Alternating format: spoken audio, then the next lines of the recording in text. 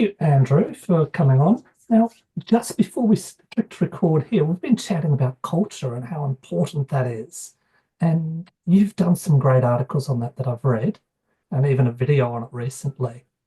Yeah. And you were just telling me about personal experience within your own business hmm where you've had a bit of an issue with staffing. And what I wanted to, I think would be a great topic here would be how culture affects every business and what the business priority is on that culture and how we grow to understand that culture is so important. And now I'm going to let you take a breath. I'm going to take a breath and let you do some talking. Welcome, Andrew. Yeah. Thanks, Craig. Yeah, no, and I'm going to be kind of repetitive to what we talked about before we clicked record here. But my background coming out of the law was much more in those tangible things, the contracts, the spreadsheets, the Mm, data, the things that we could wrap our heads around and calculate and trust. But as I've grown in experience, I've seen how good operators are able to have their businesses grow and expand, and while everybody else can, and the importance of culture and what that how that trickles down and how that defines how the company operates, the decisions it makes, the people it hires. And it's one of those things that I think there's a lot of people out there that feel the same way that I did originally, where it was this, amalgamous, squishy concept that, we couldn't measure. So why would we even focus on it? Let's focus on, more profits on the bottom line. But it's one of those things that a culture is going to build itself within a group of people, regardless of if you're intentional about it or not intentional about it. The problem is if you're not intentional about it, it's just going to be what it's going to be. And it could be a really good culture, but more times than not, it's not going to be great. There's going to be issues with it. It's not going to be productive. And then when you go to actually shift the culture to something that is positive and take control of it, you've got this huge mountain now because you've got to overcome this inertia of, well, this is our culture and this is the way we've done it for years and years and years. And now you're telling us that we need to do it differently and we need to treat each other differently and we need to, you know, do a different type of hiring and screening process. And that's a big, heavy lift and can cause disruption to the company. And obviously that can affect performance negatively. absolutely. And you've got square pegs, round pegs, triangular pegs all trying to work together with no plan and no way of joining them together that way.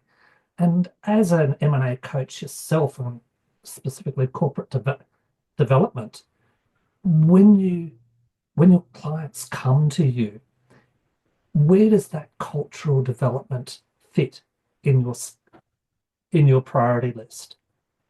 Yeah. So a lot of the time when we're working with, a company, we've got an existing culture already established within. And so when we go out to look for potential partners or an acquisition opportunity, it's extremely important to understand and be able to figure out what the culture of that other entity is, because when we bring them in, there's going to be this clashing, and a lot of people will call it a battle, and the dominant culture will prevail over it. And Bigger I don't versus like, smaller. yeah, Yeah. I don't necessarily like that because Mm. I've had clients that have, one in particular, a very close friend of mine, sold his company. It was a manufacturing plant, very laid back. I mean, they're blaring, Bob Seger across the speakers, and employees are having fun.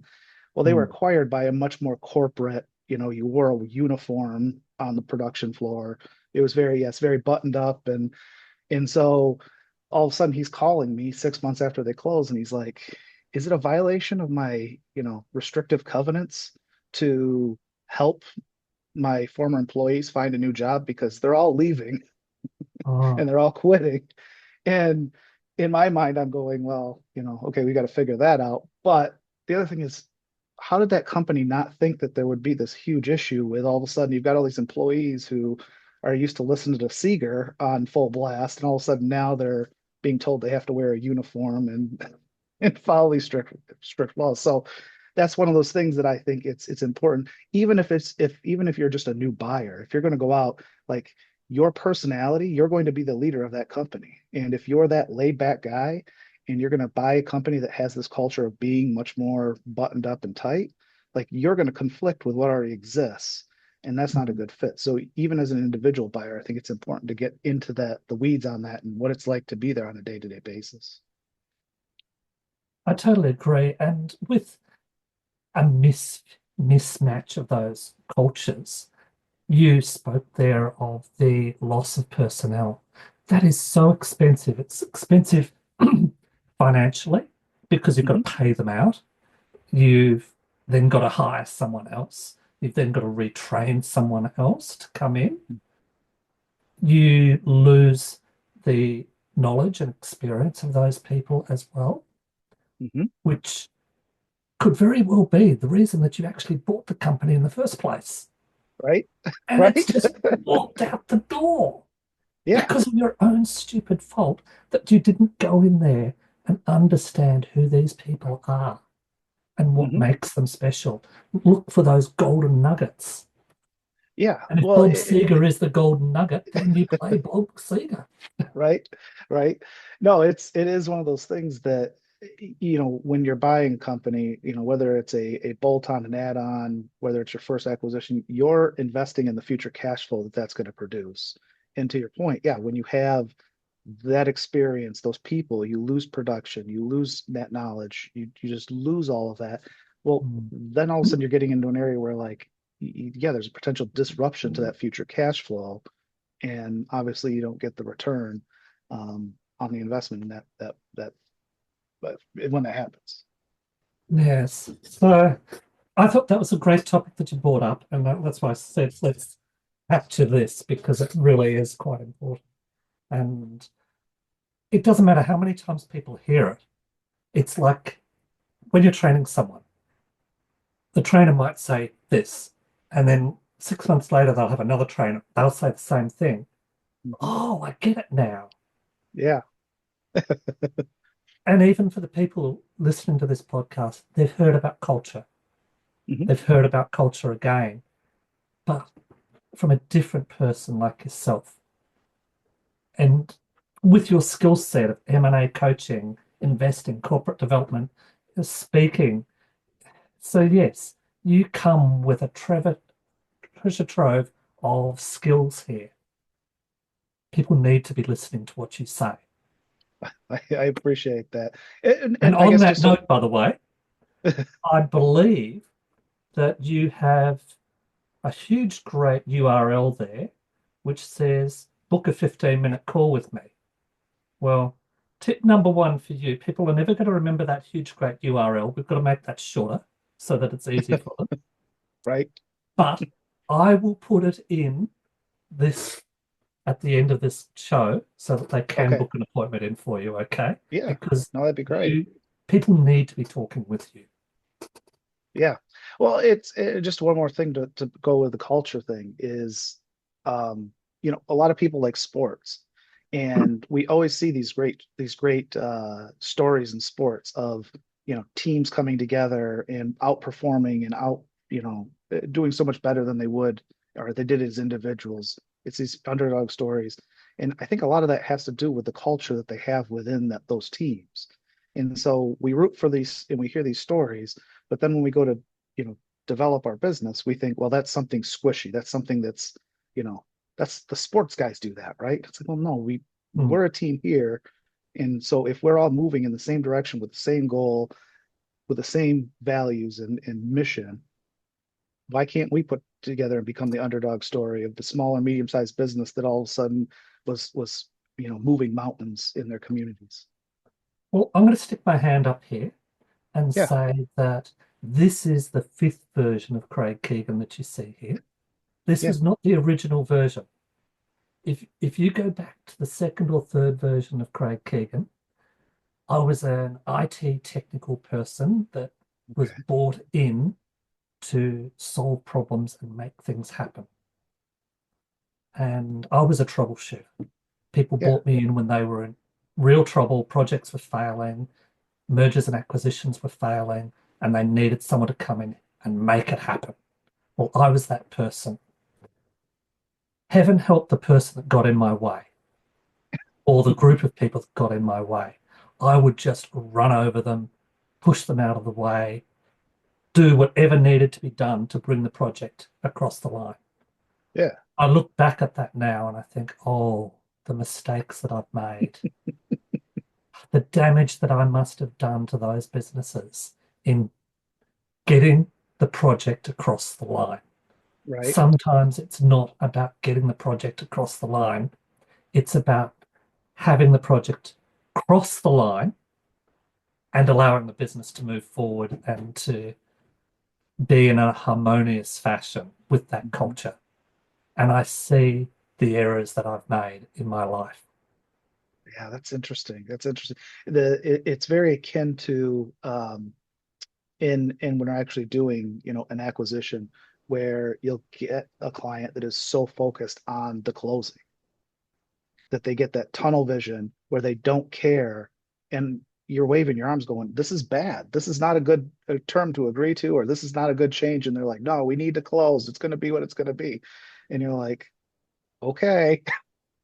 And then they end up with a deal that they go, well, this kind of stinks. And you're like, well, yeah, that's because you were focused on, again, pushing the project, getting to that finish line, and not necessarily doing it the right way that it should have been done right from the start. And I didn't care about the people back then. Right. I was an IT technical expert, project technical expert, and I knew about technology, I knew about processes and systems. And that's what I Yeah. knew about. And that's what I forced in with a hammer sometimes to make it work. It took age, it took experience, it took seeing a whole heap of different organizations before I realized, oh, these are people, these are Yeah. lives. These there is a word called culture. Yeah. And that was not my priority at all. And I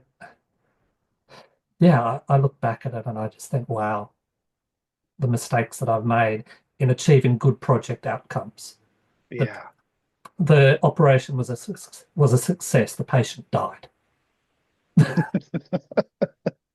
No, well, what you said in there is so important. Is it's people, whether we're it's within our organization or whether it's, the stakeholders that are sitting around the table as part of the transaction teams, whether it's a vendor, like you're dealing with people, and sometimes we can lose focus on that. And I think that once you take that step back and Oh,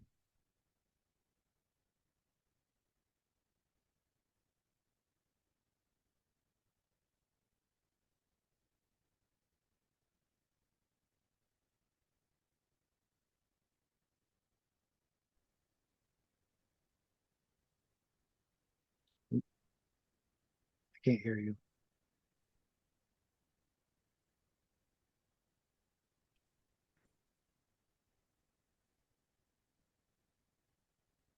okay. Is that better? Yeah, it's better. Sorry. Uh, on the subject of vendors, my Yeah, son is into IT project management these days, and I've spoken with him about vendors as well, that you can't push a vendor to the bare minimum or even a loss in yeah, their profits. Again, it's the cultural stuff that if you do that, one, they're not going to like you, that you're not going to get the best service in the world. But right. two, you could very well send that business out of business. And then where are you going to be left? So with vendors, that same cultural management needs to be done.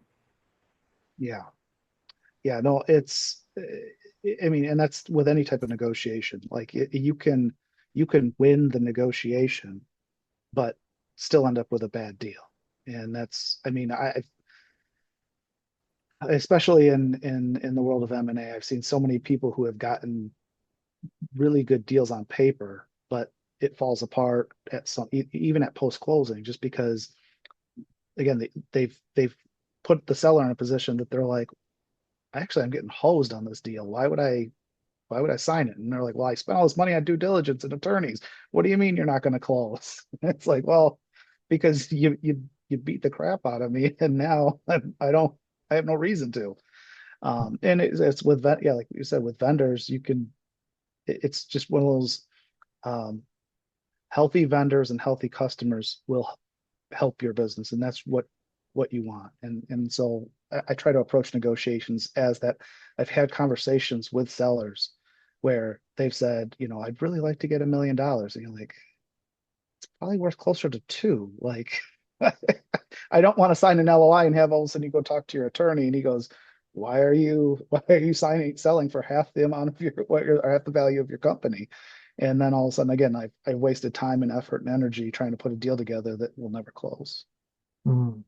I did a job with a couple of beverage companies, a carve out, and it was $1 billion job. That's Australian, by the way, so it's about 50,000 in US. Okay. Okay. No, no, it was a big job.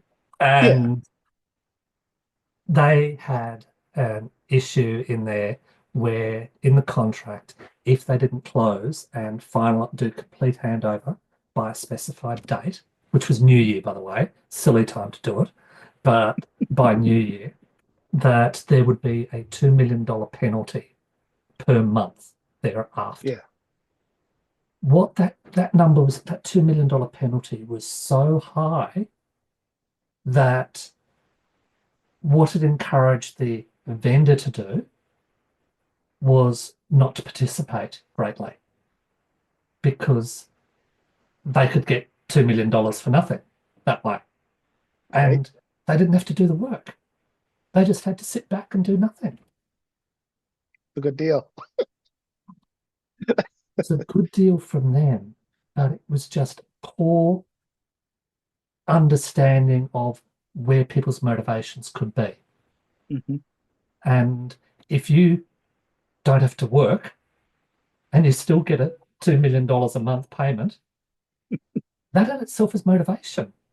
Right. So that was a poorly negotiated contract. Regrettably, I was on the implementation, the post side of Yeah. things on that one. It was That's it well, and was a tough it's one, but we got it done. it, especially from when we're doing things, especially on the legal side, and you're having those conversations with clients, it's about those types of provisions, and you're like, you know hey, you do realize that this means that they could drag their feet and just collect $2 million a month.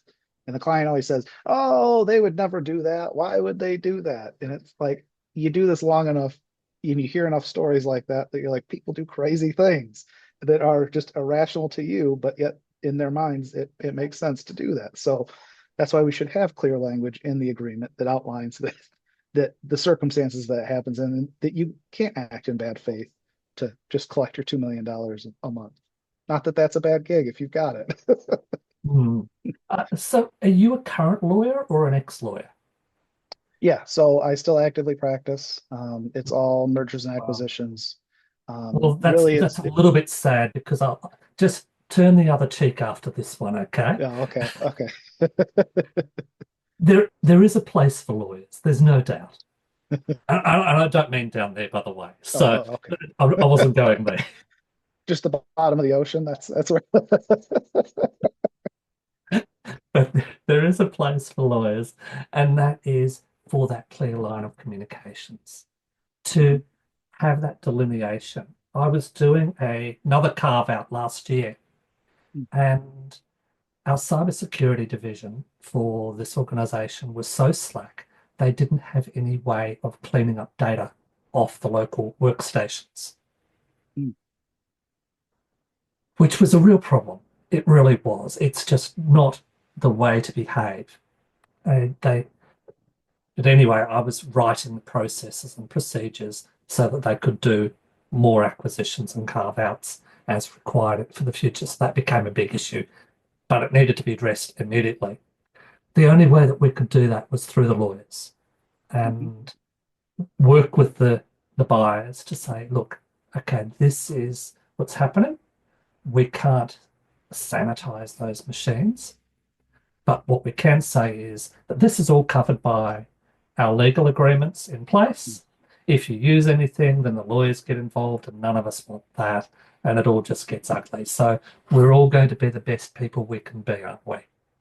Yeah. And again, I think that in itself shows how, me personally, I've already told my horror stories of how I used to be. That shows the change in me as well, doesn't it? In Yeah. that now it's about talking with people and coming to that amicable agreements. Right. And I've got to say, the LinkedIn recommendation that that project manager gave me is just blows me away at Yeah. what he had to say about me and the way that we worked through that project. So it does, lawyers do have their place, and it is for that clear line of communications that you can always fall back on, but it Right. should not be the first place to go. Right. Right. Well, a couple things. The first being when it comes to transactional attorneys, it's just like any other profession, right? You've got good ones, you've got bad ones, and you've got all of them in between. Project And managers included. yeah, and I've gotten to work with all of them across the spectrum, and it just I think when you work with a good deal attorney, it is a lot of that type of stuff that you just brought up, where it's like whatever the problem might be, whether it's a some type of a security issue, or hey, I've got a transaction right now where we have a leaned up asset and we're struggling to get from a creditor a payoff, but everybody wants to close. And so, okay, well, let's come up with a solution as a Mm. group of how we can address this. And good attorneys are going to sit there and say, my side's taking a little bit of a risk, your side's taking a little bit of a risk, but that's a fair resolution to this problem and both sides are happy. Are we Versus, both going to do the best to resolve this risk? right, right. So in this case, the other attorney said, well, would you guys be open to escrowing that amount off the purchase price? And then once it comes in within a week or two, we'll release the escrow. That's what we Yeah. end up doing. We put an escrow agreement together, not a big deal. Obviously, my client's like, well, we'd really like to have the money now, but at the same time, they are, they're going, well, we don't want to buy an asset that has a lien on it. But good attorneys will do that. The attorneys that are not so good are going to be the ones who go, no, there's additional risk. We can't take that on. There's no way I would let you sign that. Client sit down. We'll just wait, and then everybody's not happy with that outcome. And we're going to And charge you 18% right, interest on that lien at this stage. And we're going right, to do that 18% per month. right. And so that's where, like I said, it is good to know and understand who your attorney is. And like I always tell my clients, I'm not an order taker, I'm not an order giver. So we're working together, so don't expect that you could just tell me what to do and I'm just going to blindly do it. I'm not just going to tell you what to do and you'll blindly do it. That's not how we work. Mm. But the other thing with it is that it is that team aspect of it, right? That I think that that's so important when it comes to a lot of transactions turn into an us versus them type scenario. What is Craig trying to take from me? What is he trying to get the one up? What is he, what's his angle on this? Whereas I think if we're both sitting on the same side of the table where we want to put a good deal together and it works out for the buyer, it works out for the seller, everybody is happy with the result. That is difficult. I understand that it may come to a point where we say, hey, it's just not going to work for us. But at the end of the day, again, good attorneys who stay out of the negotiation realm of that aspect can actually be able to put together and actually suggest some good solutions that could come up with and be able to work around some of those Mm. significant issues that do stop deals or things that then can obviously become, like I said, create this us versus them type of a scenario. That's always bad. I'm going to throw one more thing in there, if that's okay with you. Yeah, Good for the buyer, good for the seller. What about the customers? right, right. Because I did a job last year with aged care facilities, and the customers were really a great priority for us at that Mhm. stage because you're dealing with human beings on that particular occasion and Yeah, their lives, literally. yeah, yeah. That's it. Well, and I would go one step further with that because I work. primarily in the small and medium-sized business range. And a lot of those types of businesses are like very involved with the community. They obviously have their employees, they've got their vendors, which are also usually local businesses, small businesses, and then their customers as well.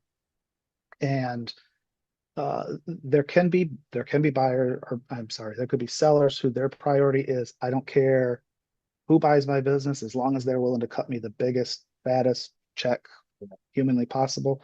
And that's fine. That's fine to be their motivation. But at least in my experience, a lot of sellers have a priority to actually be able to protect those customers, those employees, those communities that they're in, and see their business survive that. And so it is a matter of not necessarily finding who can cut the biggest check, but who is going to be the best buyer that can steward my legacy going forward.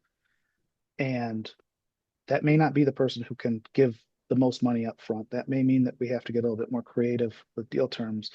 But that's the great thing about transactions, is the amount of flexibility we have. It's not just this is how it's done.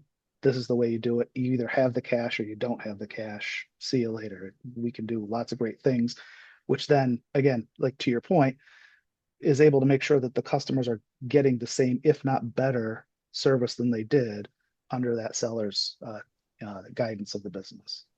Hmm.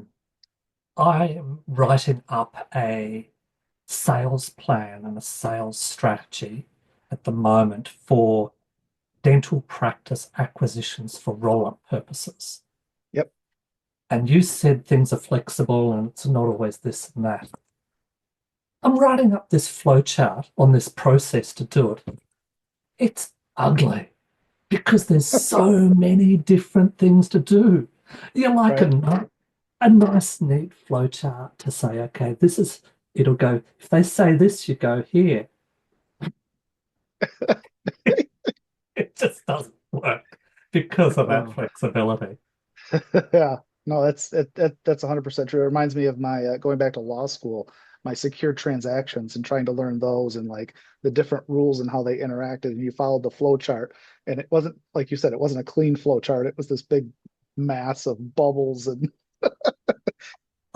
I think the lesson to be taken out of this flowchart exercise, and I'm always learning stuff, Andrew, always, is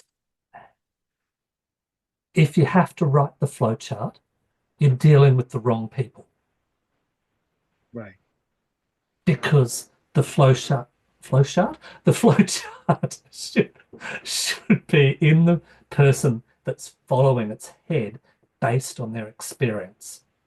So now what I'm going to be doing, and I've really only just recognized this in the last 24 hours, that you've got to employ for the people, or for the business that you're going to be having in 5 years' time, not hmm for the business that you're going to be having today or tomorrow.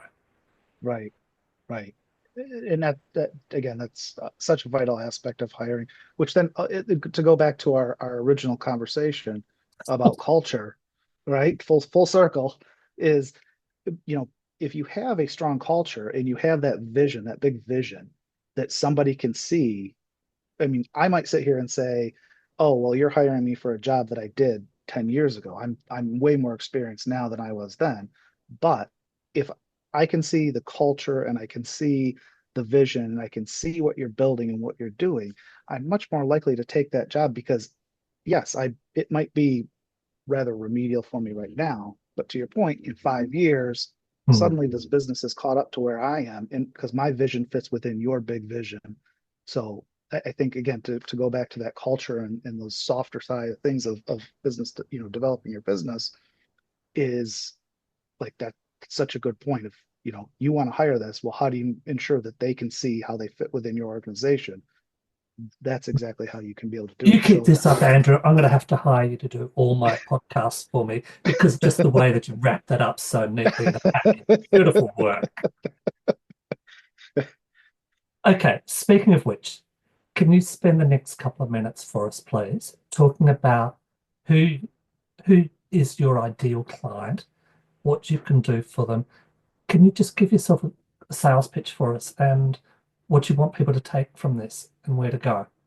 And I will Yeah, put a slide at the back end of this to cover all the details as well. yeah. So ideally, I like to work with small and medium-sized businesses, and obviously, everybody's got a bit of a definition on that now. It's kind of that for easy definition purposes, uh, 10 million USD and above is kind of where, just because you're a little bit more Main Street. If you're below, there's obviously certain businesses Mm, that are a little bit more developed, but that's where you start to get to a point where we've got the people and the processes where we need to start to organize things. And then you're starting to get to that stage where uh, organic growth doesn't have quite as big of an impact as it could. It gets really tough to grow organically and do 20% annually. And so we start to look at those transactions and those types of things, whether that is an acquisition, a partnership, a joint venture, those types of relationships where we're not just adding one customer at a time, we're trying to add whole customers, whole new divisions, whole new departments at one time yeah. through that transaction. And so those are the clients that, again, that are of that size, that really have that desire to, hey, I want to grow this to be a 50 million, $100 million company. And whether that means that we come in from the start and say, where they're at the complete base of like, we don't know, we've got nothing here to start with, Well, and I'm we just going to start to, interject. Please come yeah. in and start. Get it right from the beginning so that it will be Well, smoother yes, right. towards the end. So back to you, but I just wanted to Yeah, interject. no, it's easier for me because to my point earlier, we're not trying to change whole things inside the company, because you do have to have a strong base to build from. Like we can't just you can't have a crap business and then buy another crap business and buy another crap Oh, business and expect that it's going to magically doing turn me. into a great business. You just got a bigger pile of crap. But I Yes. so so again, yeah, to do those things. So coming in from the start, whether that and that's to develop strategy and the growth and the map for that going forward, through being able to, how do we source, vet, negotiate, and then obviously through legal, we can help with that. And then even into some of the integration stuff on the back end and ensuring that that goes smoothly post closing, because to get the whole revolution of a transaction is, you start in the closing's only the halfway point, that transition and integration back into the business, and again being able to get that return on the investment and have everything operate the way you expected is that second half, which is just as vital as the first half. Fantastic. Thank you so much, Andrew. I think that what you've done here, uh, and I'm going to try and wrap this up in a nice box for you, is that you cover the legal side, you cover the M&A side as well, the deal side as well, understand the culture. And what I think from your side of things is people should be looking at putting you on retainer 2 years out so that they can have monthly visits with you so that you can see that they're on track with their exit and what they're trying Yep. to do. So having you on retainer, monthly visit for 2 years in advance. As soon as you come up with the idea that you're going to exit, go to someone like go to you and sort that out, I think. So thank you very Yeah. much, Andrew. I really appreciate your time here. Yeah. No, I've really enjoyed the conversation, Craig.